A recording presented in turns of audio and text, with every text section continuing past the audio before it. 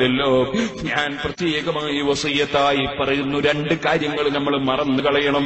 രണ്ട് കാര്യങ്ങൾ എപ്പോഴും ഓർമ്മിക്കണം. മറന്നു കളയേണ്ട രണ്ട് കാര്യം എന്താണ്? നമ്മളോടൊരാളൊരു തെറ്റ് ചെയ്താൽ അത് നമ്മൾ മറന്നു കളയണം. അയാൾ നമ്മളോട് ഇന്ന് തെറ്റ് ചെയ്തവനാണല്ലോ എന്ന് നമ്മൾ ഓർമ്മിച്ച് നടക്കാൻ പാടില്ല. അത് നമ്മൾ മറന്നു കളയണം.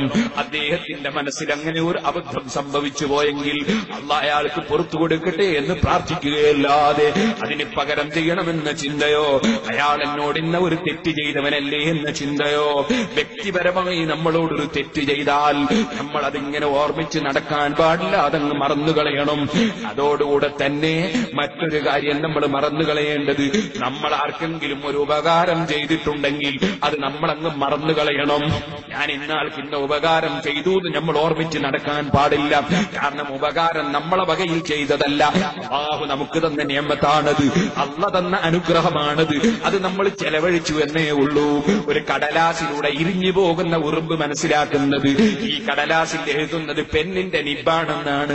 വാസ്തവത്തിൽ എഴുതുന്നത് നിബ്ബല്ല കേട്ടോ, എഴുതുന്നത് പേനയല്ല കേട്ടോ, എഴുതുന്നത് കയ്യല്ല കേട്ടോ, എഴുതുന്നത് ഈ മനുഷ്യന്റെ പ്രവർത്തനം മാത്രമല്ല കേട്ടോ. അതിന്റെ പിന്നിൽ അല്ലാഹു കൊടുത്ത അറിവല്ലേ, പ്രവർത്തിക്കുന്ന മറ്റൊരു മനുഷ്യനല്ലേ. ഉറുമ്പ് മനസ്സിലാക്കുന്നത് എഴുതുന്നത് നിബ്ബാണെന്നാണ്. ഇതുപോലെ എനിക്കും നിങ്ങൾക്കും തോന്നും, എന്റെ പ്രവർത്തനം കൊണ്ട് ഞാനത് ചെയ്തതാണ്, എന്റെ പവർ കൊണ്ടാക്കിയതാണ്, എന്റെ പ്രസംഗം കൊണ്ട് ചെയ്തതാണ്, എന്റെ പവർ കൊണ്ട് ചെയ്തതാണ്. വിഡ്ഢിത്തമാണ് സഹോദരാ.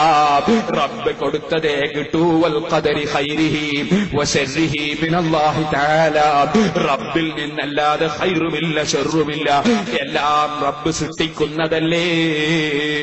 അതുകൊണ്ട് തന്നെ തെറ്റ് ചെയ്തു പോയ മനുഷ്യൻ, ആ തെറ്റ് ചെയ്തു പോയ മനുഷ്യന്റെ തെറ്റ് നമ്മളങ്ങ് മാപ്പ് കൊടുത്ത് മറന്നു കളയണം. അതുപോലെ നമ്മൾ ആർക്കെങ്കിലും ഒരു ഉപകാരം ചെയ്തിട്ടുണ്ടെങ്കിൽ ആ ഉപകാരം നമ്മളെ മനസ്സിൽ ഓർമ്മിക്കാതെ അതങ്ങ് മറന്നു കളയണം. അതേസമയം രണ്ട് കാര്യം നമ്മളെപ്പോഴും ഓർമ്മിക്കണം.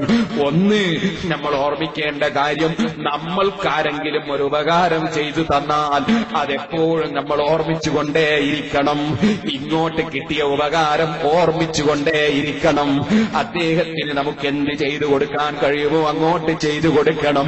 ഒന്നുമില്ലെങ്കിൽ അദ്ദേഹത്തിന് വേണ്ടി റബ്ബിനോട് പ്രാർത്ഥിക്കണം. അങ്ങനെ ഇങ്ങോട്ട് ചെയ്തു തന്ന ഉപകാരം ഓർമ്മിച്ചുകൊണ്ടേയിരിക്കണം. അങ്ങോട്ട് ചെയ്തു കൊടുത്ത ഉപകാരം മറന്നു കളയണം.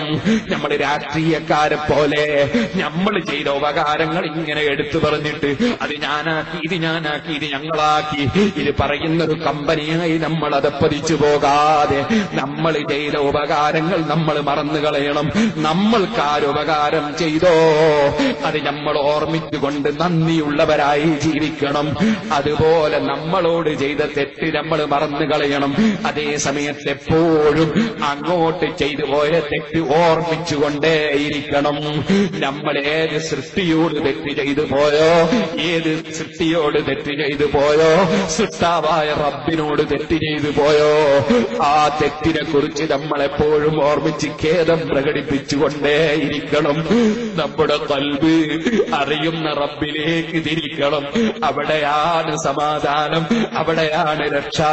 അലാ ബിദിക്രില്ലാഹി തത്മഇന്നുൽ ഖുലൂബ്.